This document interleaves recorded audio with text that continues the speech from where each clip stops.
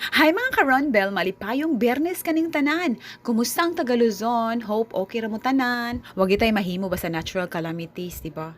Para hisgot lang sad, linog to namatay akong papa October 15, 2013, 3 days after sa akong birthday. Maong basta na ibalita nga nailinog kay makainumdum ko song pait nga panghitabo gani. Pait gito kay na hospital ta kong papa unya pagkauyog na ya kong mama nagkurog ang tuhod ya kong papa kaunon pa dito sa iyang bed nya ako rotong usa naglibog ko kauna kong papa dito sa building ilawom ya kong mama pud ako ipagawas naglibog ko nakahisgot lang ko ba kay nakainomdom ko namgo linog nga balita.